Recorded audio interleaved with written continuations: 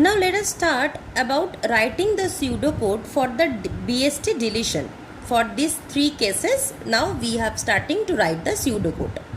Now for deleting any particular value, suppose I am writing the function delete, and in this function I will be sending two parameters.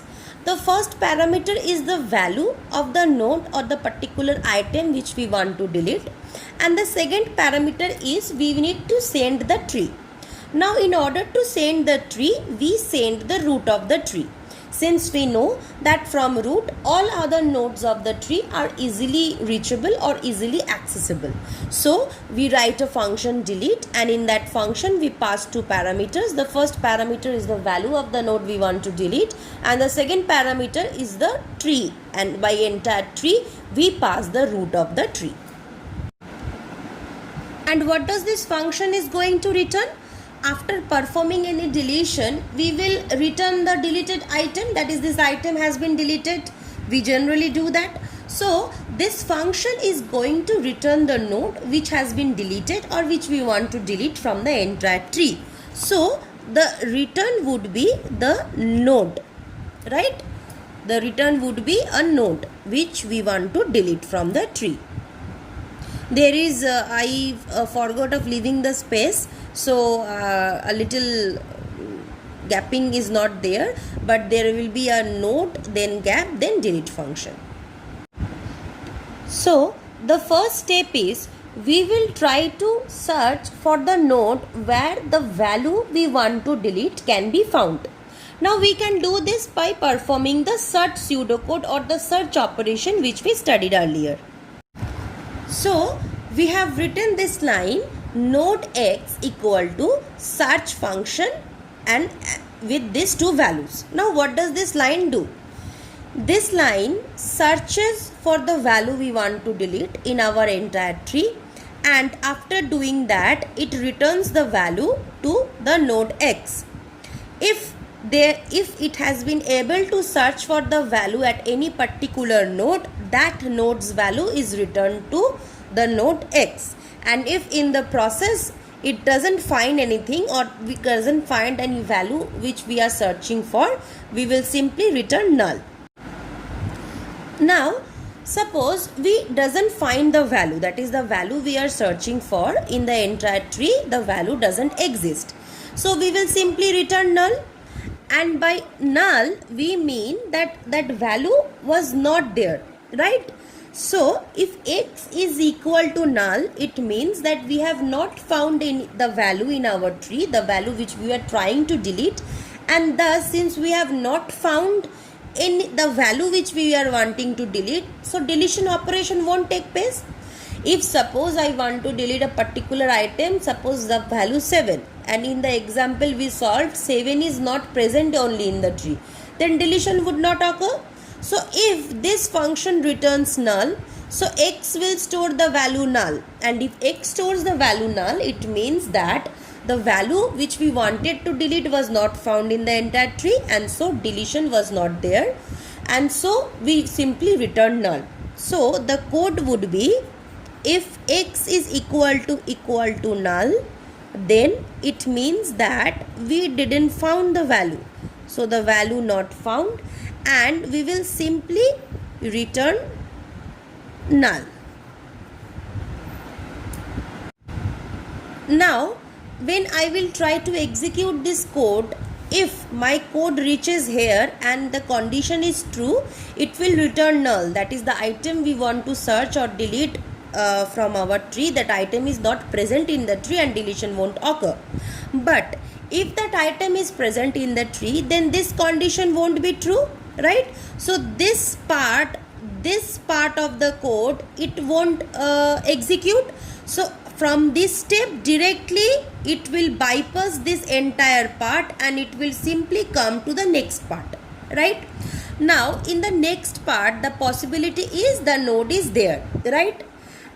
The node we want to delete is present. Now if the node we want to delete is present, then we will simply delete the node and we will return the node that we have deleted, right? So this part will only give the answer that whether the node is present in the tree or not. So two cases can be there, the node is present in the tree and the node is not present in the tree. If the node is not present in the tree, then deletion can't occur, then this part will be executed. And if the node is present in the tree, then deletion will occur, then this part of the code will be executed. Now, when we applied the search function, we found that the node is present and the node's value is placed in the node X, right? So when we are trying to delete this node X, that is the node which we have found to be present, when we are trying to delete that, we need to save this node's value into another variable, right? Because we will be deleting this node. So before that, we need to save this value into another variable, and that variable we need to return. So in the second section of this code, suppose there is a variable or a node set return RET, and that within that node I am placing the value of X. So from this step we have searched the value in our tree and returned the value and kept the value in node X. Now this node X value we have taken and placed in another variable RET. After executing this entire deletion pseudocode, we will be doing it with RET. Now that we have saved the value of X that we wanted to delete in another variable RET, now we will enter into the three cases of our deletion. Our first case of deletion was if the node we wanted to delete, that is this X value, is a leaf node, right? So our condition would be, if X would have been a leaf node, then two things can be there. Either the condition will be true that X is a leaf node, or the condition will be false that X is not a leaf node. And when the condition is false that X is not a leaf node, for there the two cases of deletion was there, case 2 and case 3, that is X with one child or X with two child. Now the first case was whether X is a leaf node or not. So in order to represent that, we have saved the value of X in the RET variable. So our next block of code will be to check that if X is a leaf node or not, right?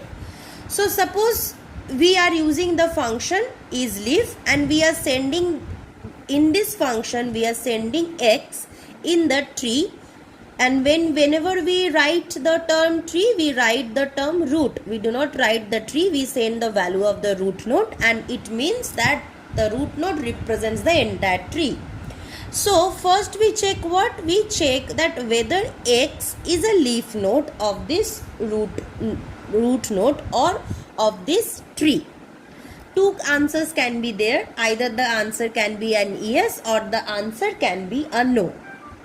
Now I have written this function as isLeaf x comma root. It can also be written at x.leftData is equal to null or x.writeData is equal to null. So if any particular node is there, say X, and the left part is nothing is there and the right part nothing is there, it means that X is a leaf node.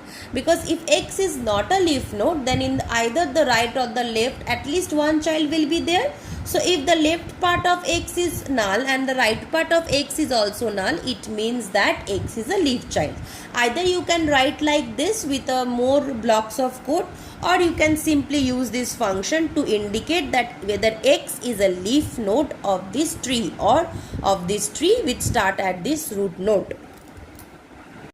Now if the answer is yes, if the answer was yes, that yes, X is a leaf node, what we did? We simply cut off the link between the parent node of X and X.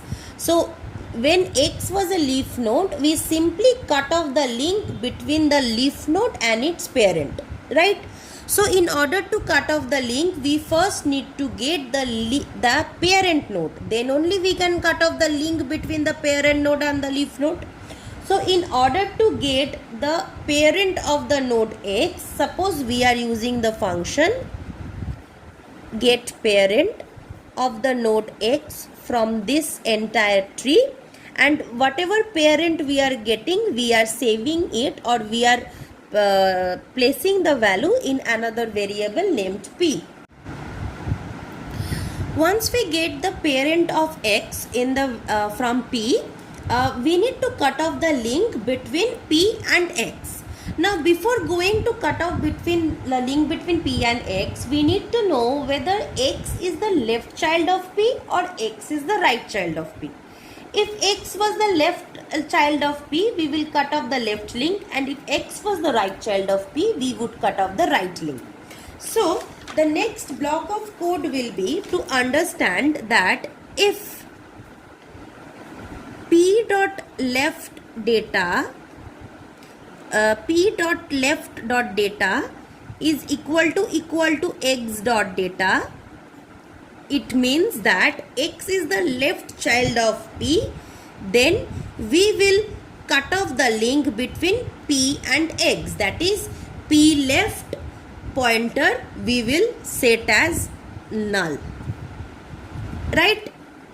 By this line it indicates that x is a left child of p. So if p dot left data, that is whatever data is there in the left part of p, if it matches with the data value in x, that is if x is the left child of p, we will simply cut off the link between p and x, that is we will simply cut off the left pointer of p. So p dot left is equal to null.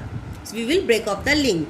Now another condition is if p dot right dot data is equal to x dot data, that is if x is the right child of p, then we will simply cut off the right link of p, that is between x and p we will cut off the link, and since x is the right child of p, the right link of p we should cut off. So p dot right we will set as null, that means the link is cut off. And after doing this, we have deleted the item x, and now we will return arity, that is we will return the item we will delete it, and we will return arity because x value is deleted and the value of x is saved in arity beforehand. So we will simply return arity, right? So this is the block of code. If suppose we are dealing with a leaf node, in order to delete a leaf node, first we will check that if x is a leaf node of this tree, then if x is a leaf node, we will get the parent and save the value in p. We will check whether x is the left child of p or x is the right child of p. If x is the left child of p, we will cut off the link between p and x, so we will cut off the left link, and if x is a right child of p, we will cut off the right link. And after doing this, x value is deleted, and so we will return arity, that is we will return the value which we have deleted.